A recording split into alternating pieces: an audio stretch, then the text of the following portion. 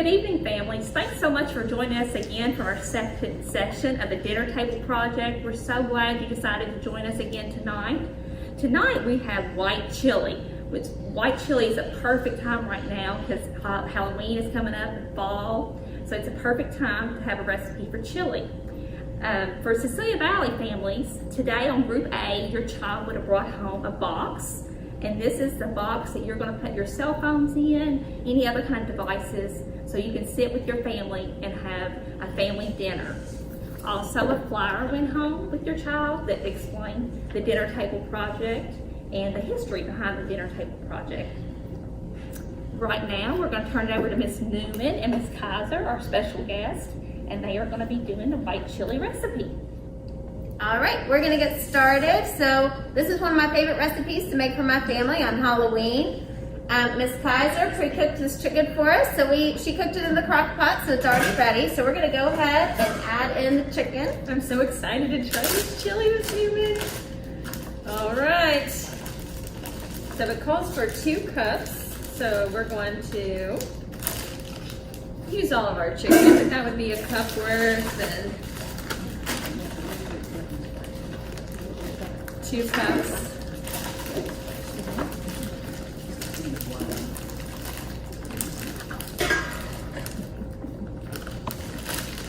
So the next thing our recipe calls for is half a cup of chopped onions. I like to buy the frozen ones, so it doesn't make my eyes water too bad chopping it up. So we'll add in half a cup of onions. And we just like to mix all the ingredients in. It's really easy. It's really just dump it all in and let it simmer. So very simple recipe for you and your family. The next ingredient is garlic powder. I especially love garlic powder. I put it on everything. But for this recipe, we're just going to use 1 teaspoon of garlic powder. I'll do that. Alrighty. The good thing about this recipe too, with it being so many ingredients that you're just dumping in, kids are perfect to help with these types of recipes. They could pour it in. My girls love to stir, so they would be all over here helping me stir. But we're adding 2 cups of great northern beans. We chose not to drain our beans. However, you will see in the recipe that you can rinse and drain. Sometimes that extra juice just gives it some more flavor. Now I'm going to add, all right, our next ingredient is going to be 1 teaspoon of cumin, which gives it a nice flavor. Okay, I'm going to add 2 cans of chopped green chilies.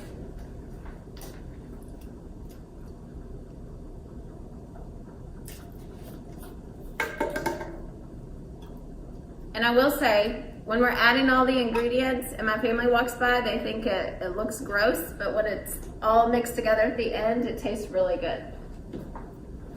Half a teaspoon of pepper, and then also a half a teaspoon of cayenne pepper. A fourth of a teaspoon. So I'm going to need to get that 4th out over here. All right, this gives it a little zing. I bet my family would put a little more. It will be nice tonight. All righty. And again, this is a good time to bring your kids in where they can help you stir it all together. And then you're going to add 2 cans or 1 container this size, 32 ounces of your chicken broth. And that's really going to combine all the ingredients, gives it a nice soupy flavor.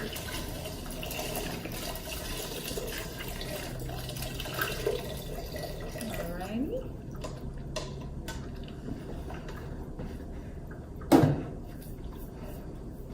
Okay, so I believe we've added all of our ingredients that you need to simmer. So now I'm going to turn the burner on simmer and just let this simmer covered for about 30 minutes.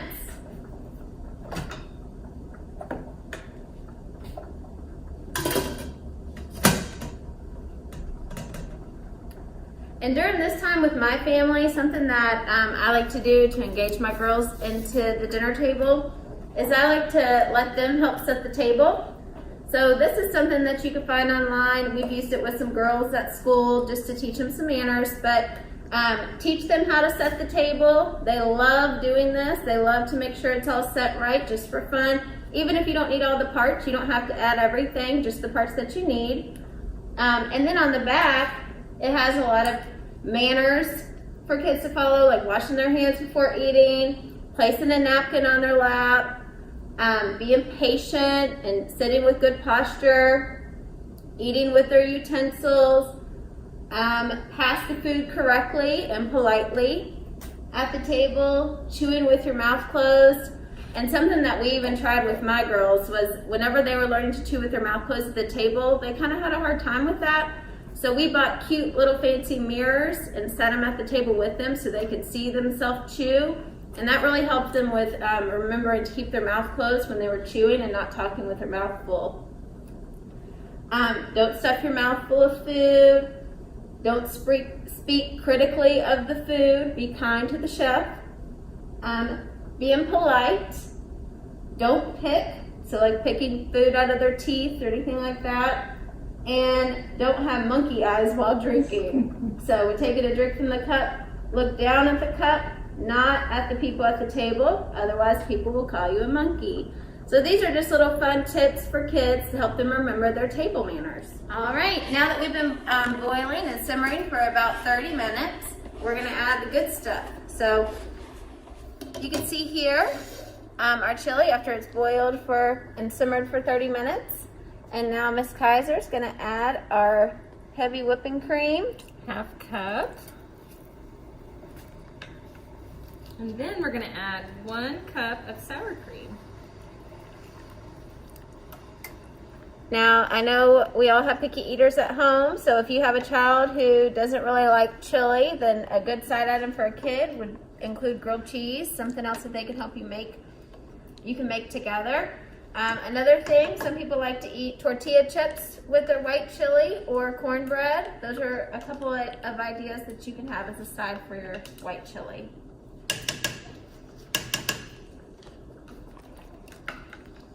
Also, families, if you do try this recipe at home, please send a picture to your child's teacher. We would love to post it to our Cecilia Valley page. It would be so much fun to see your family enjoying a meal together. We'd like to welcome Miss Toni from the Hardin County Extension Office, and she's going to share some budget tips for you and your family. Thank you, Miss Toni, for having us. No problem. Glad that y'all came. My name is Toni Williams. I am the SNAP Ed Assistant here at the Hardin County Extension Office. My primary goal is to get each and every family here in Hardin County to have nutritious meals, change the way that they may shop and look at doing things different. I have a few tips here for when you're, on a budget. We know that with COVID, everything has gotten tighter with money and other things. So here are some few tips that I have to share when you're going out grocery shopping. Make a list of the items that you want. And I know sometimes making a list is easy, but sticking to it is very hard. Do I need this for my menu? Menu planning also helps to budget and save money for the whole week. That way you know what you're going to the store to get and staying on track with the finances. Will I be able to use this before it spoils? Always, when you're buying milk, always reach in the back to get the one with the farthest date, because it's like first in, first out. So I always reach in the back and get the farthest one with the longest date on it. Can I make the recipe with less money? Sometimes you can alternate different ingredients depending on what you're making to make it more budget friendly.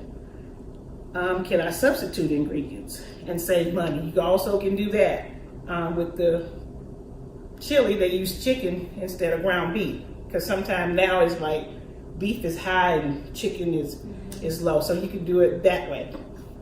Do I have time to prepare this from scratch? Sometimes preparing things from scratch is a little more expensive than what the budget allows at times. Now, if you have all the ingredients at home in the pantry or in the refrigerator, sure, go ahead and do it and make good of it. Will my family eat this?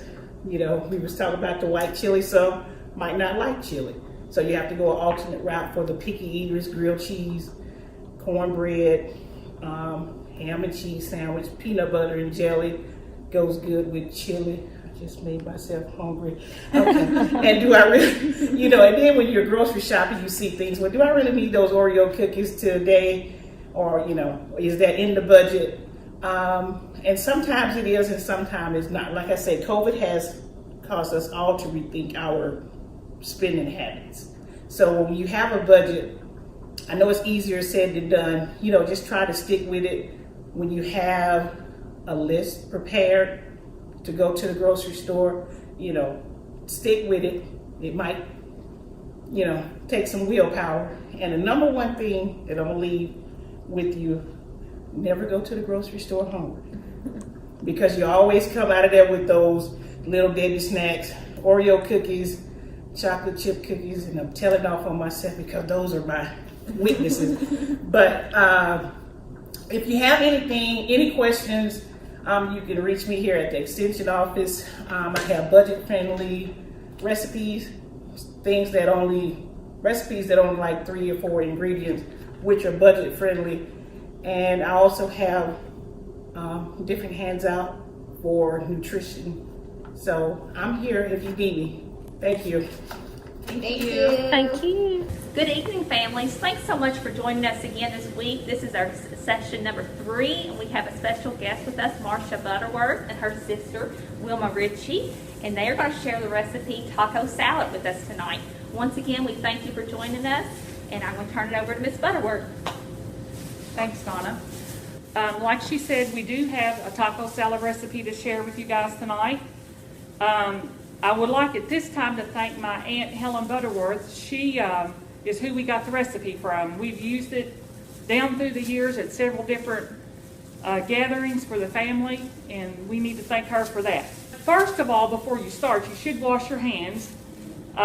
Normally, I do not have gloves on until I go to mix it all up at home or mask, but always make sure you wash your hands because that's, of course, sanitary. Okay, as the recipe calls for a pound of hamburger, a head of lettuce, 1 small onion, 2 cans of kidney beans, 4 tomatoes, a bag of Doritos, and shredded cheese, 8 ounces of shredded cheese. And now, in order to make it that it was here and we didn't have to wait, all that, this first part, the first ingredients that I just told you, we have to fix them overnight, let it set overnight, and then the next morning you put the sauce in it. So I browned the hamburger. I opened a pack of taco seasoning mix and added took a tablespoon out to go in the sauce, and then I added the lettuce, the onion, the 2 cans of kidney beans, the 4 tomatoes, the shredded cheese, and the Doritos. And you kind of crunch the Doritos up so they're in small pieces. And then typically you let that sit overnight, and then you do the sauce. So you take the jar of taco sauce. The sauce takes a bottle of Thousand Island dressing, a pound jar of the taco sauce, the tablespoon of the taco seasoning from the pack of last night that we used, and a 1/3 cup of sugar.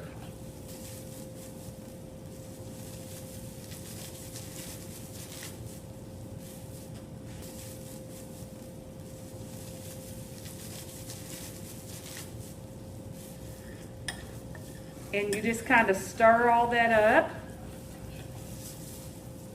Pour it in with the other.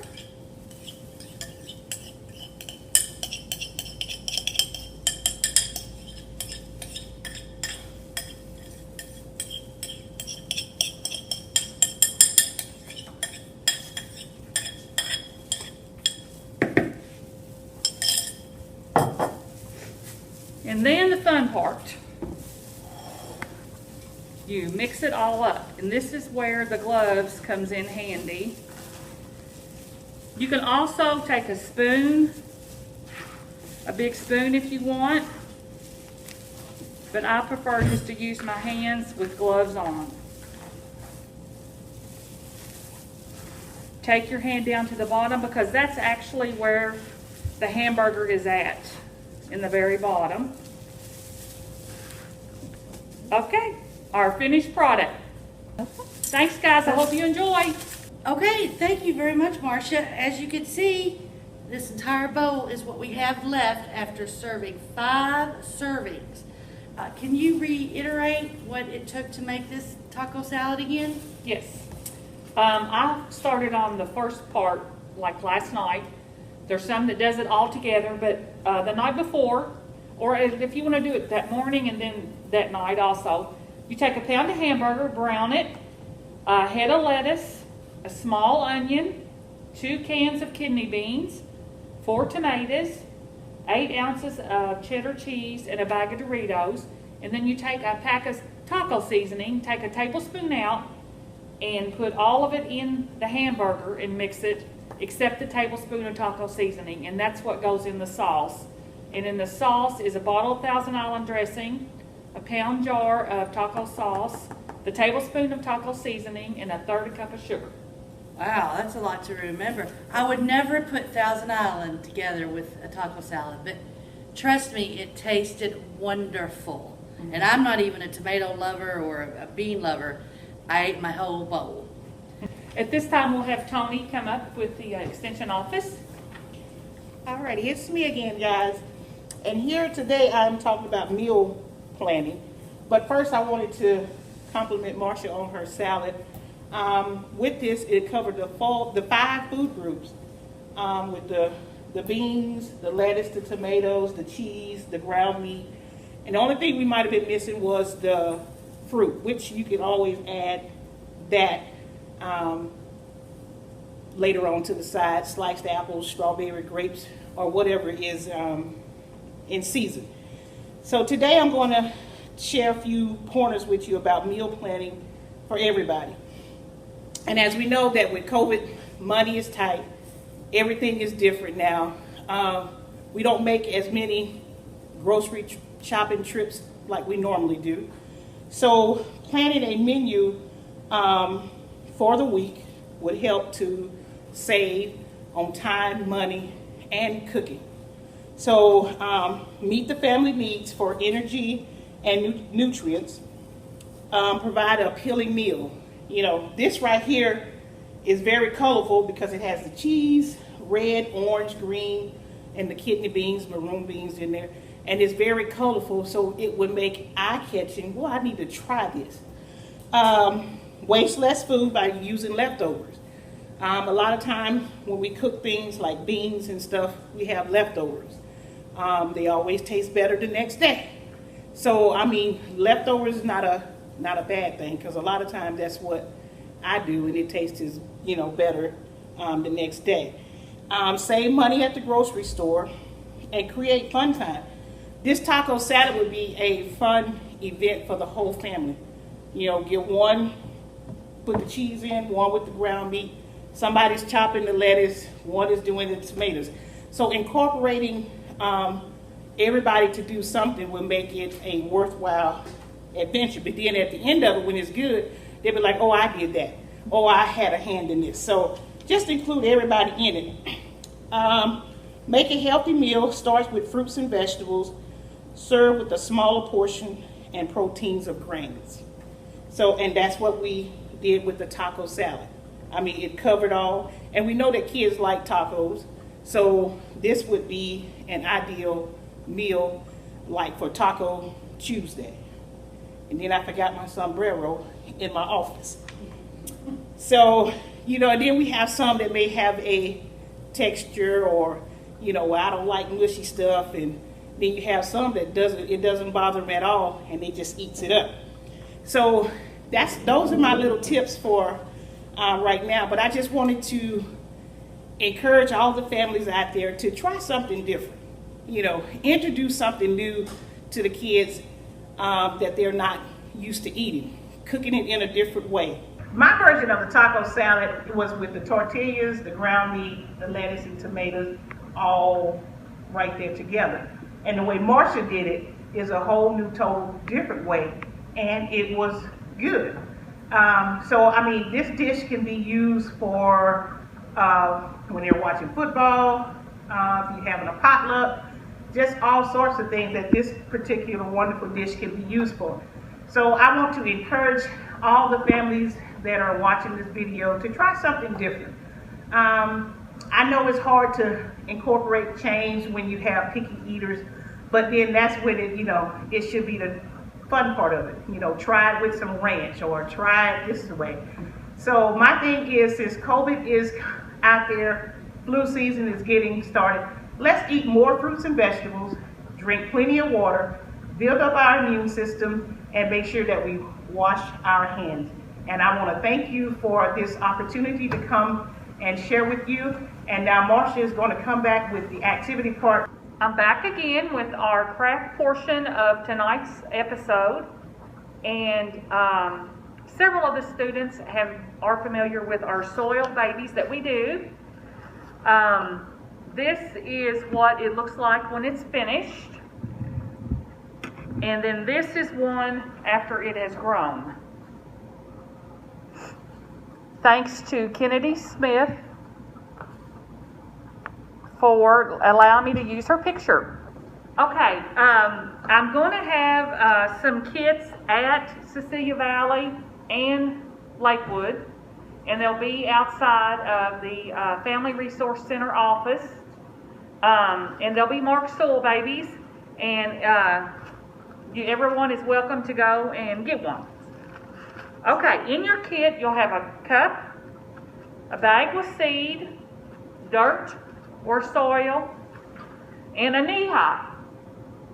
Okay, the first thing you do is you pour, I always try to put it on top of the cup and make like a little hole in it, and you pour the seed in. Seed always goes first.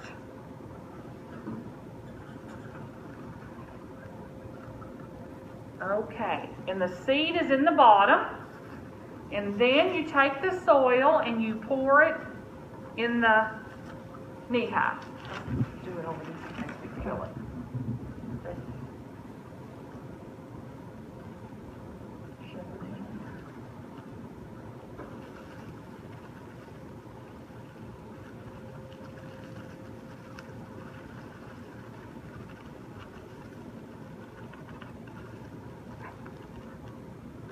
Okay, and I just take my 2 fingers and try to shake it down.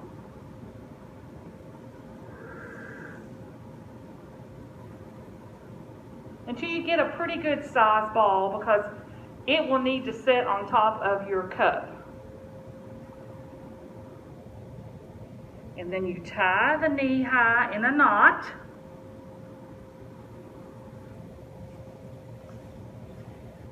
So all of this doesn't fall out. And then I take scissors and cut a portion of it off. And then you take water and fill up so far like you have on this one, and set that on top of it. And probably in about 2 weeks, you will have the starting of this. I always set them in a windowsill, and that helps with the sunshine coming in. And then you will have a soil baby in no time. Okay, at this time I'm going to turn it back over to Miss Cherish. Yes, we've done this for our students at various camps, or maybe even some projects during the school. They love them. The hair will get so long, you can even take scissors and cut their hair as if it's hair, not grass. But it's actually a really nice winter activity, because that greenery we may all be desperate to see. You can see it right there in your windowsill. That concludes our evening, the dinner table, session 3.